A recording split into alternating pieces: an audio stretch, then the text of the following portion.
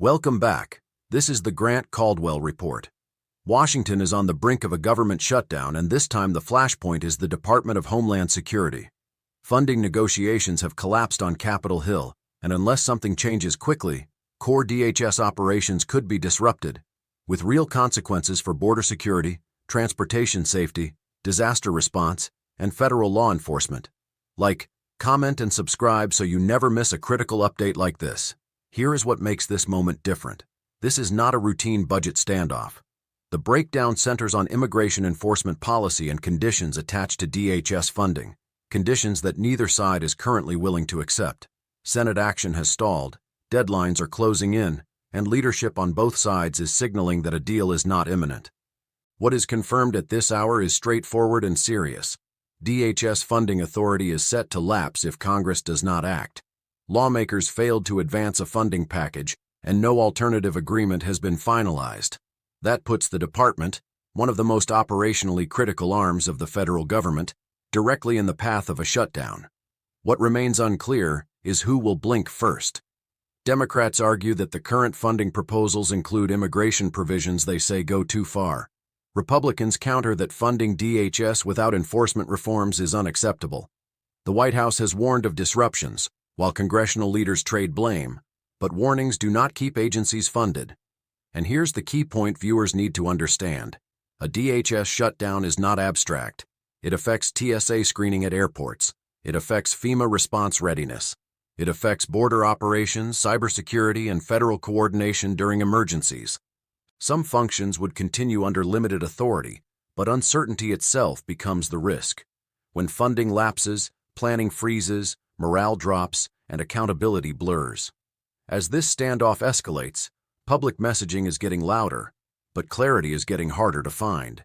Each side claims the other is responsible. Each side insists it is protecting national security. And yet the deadline is still approaching with no deal in place. In the next section, we will lay out only the verified facts, what Congress has done, what has failed, and what the funding clock actually looks like, without rhetoric, without spin, and without speculation.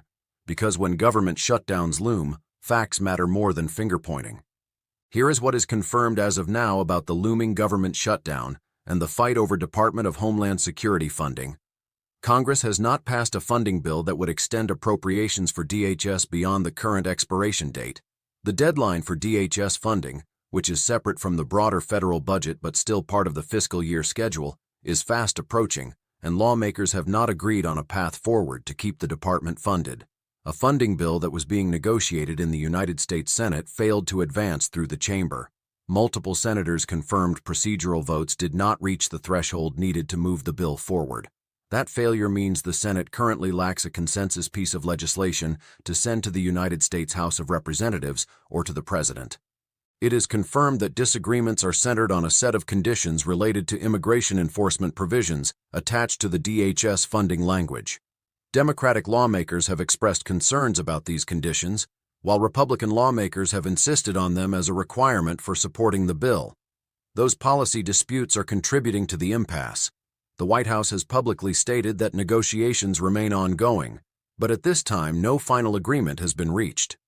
Officials in the executive branch have warned of the consequences of a shutdown, but have not changed their position on policy conditions tied to funding.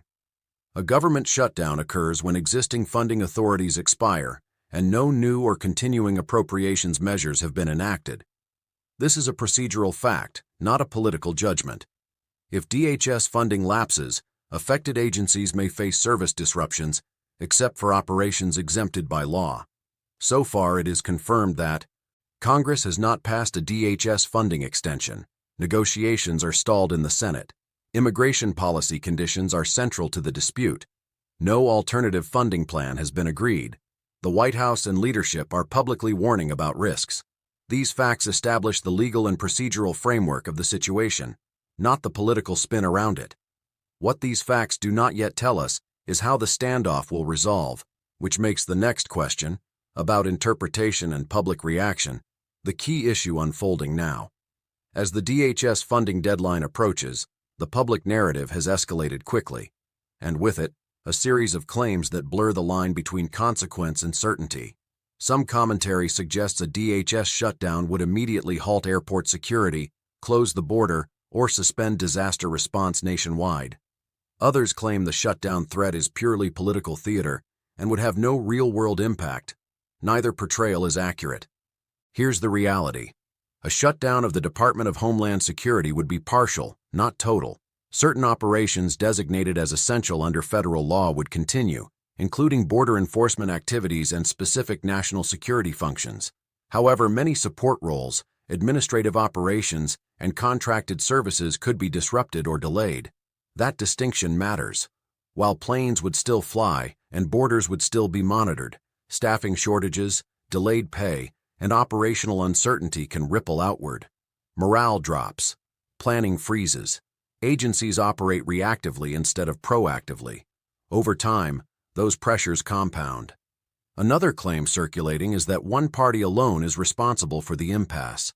The record shows a more complex picture.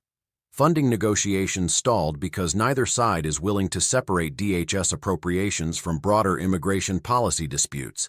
That coupling raises the stakes and narrows the path to compromise. There is also confusion about timelines. Some reports imply an immediate shutdown is guaranteed. In reality, last-minute agreements, short-term continuing resolutions, or procedural maneuvers remain possible. Congress has resolved similar standoffs at the 11th hour before, though not without cost. What's driving the heightened rhetoric is leverage. Shutdown threats shift negotiating power, mobilize constituencies, and frame narratives. But leverage cuts both ways. Prolonged brinkmanship can backfire, especially when the agency in question touches transportation security, disaster response, and border operations. The key takeaway is this. The situation is serious, but it is not binary. A shutdown is a risk, not a foregone conclusion, and its effects would be uneven, operationally manageable in the short term, but destabilizing if prolonged. Understanding that nuance is essential as headlines intensify. Which brings us to the deeper issue now confronting Washington: accountability for outcomes when negotiation strategies collide with essential government functions. Accountability, power dynamics, and why this standoff escalated. I will stop at the end. At its core, the DHS funding fight is less about budget math and more about leverage. When Congress ties funding for a critical agency like the Department of Homeland Security to unresolved policy disputes, it turns appropriations into a pressure tool. That strategy is not new, but its consequences become sharper when the agency involved sits at the center of national security, immigration enforcement, and disaster response. Both sides understand this. Republican lawmakers argue that DHS funding without meaningful immigration enforcement reforms amounts to writing a blank check for policies they oppose. From their perspective, withholding support is the only way to force structural change. Democrats counter that embedding policy conditions into funding bills risks destabilizing essential services and sets a dangerous precedent. That clash creates a narrow path forward. Leadership on both sides faces competing pressures: party unity, public perception, and the reality that a prolonged shutdown carries political cost. The closer the deadline gets, the more those pressures intensify, and the harder compromise becomes without someone appearing to lose. Accountability in this context is about ownership. If funding lapses, lawmakers will be forced to explain not just why negotiations failed, but why DHS was the chosen battleground. Shutdowns rarely reward restraint. They magnify consequences and harden narratives, especially when airports, disaster preparedness, or border operations are involved. There is also institutional risk. Frequent brinkmanship erodes trust inside agencies. Employees question stability. Planning becomes reactive, and public confidence in governance weakens, regardless of which party prevails. What makes this standoff particularly volatile is timing. Immigration remains one of the most polarized issues in American politics, and DHS sits directly at that fault line. That reality makes the department both powerful and vulnerable in negotiations. As the deadline approaches, the question is no longer who is right. It's who is willing to absorb the consequences of delay. And that brings us to the final point. What actually happens next, and what signals viewers should watch for instead of rhetoric and blame? As this standoff moves toward a deadline, the most important thing to understand is this: A DHS shutdown would be a choice, not an accident. The mechanics are clear. Congress knows the clock. Leadership knows the consequences. And every party involved understands what happens when funding lapses for an agency that sits at the center of border enforcement, transportation security, and disaster response. If a shutdown occurs, it will be the result of deliberate decisions, not confusion. What happens next will unfold quickly. Watch for procedural signals, not press conferences, a late-night Senate vote, a short-term continuing resolution, a stripped-down funding bill sent back to the House. Those moves matter far more than public blame shifting. Also pay attention to what gets separated from what. If immigration policy is decoupled from DHS funding, a deal becomes far more likely. If it remains tied, the risk of shutdown increases with every passing hour. This moment reflects a broader problem in Washington. Essential government functions being used as leverage in policy battles with no easy off-ramps. That strategy raises stakes, but it also raises costs, political, institutional, and public. For viewers, clarity matters more than outrage. A shutdown is not inevitable, but neither is resolution. The outcome will depend on whether lawmakers decide compromise is preferable to consequence. This is the Grant Caldwell Report. We track process, not panic. We follow outcomes, not talking points.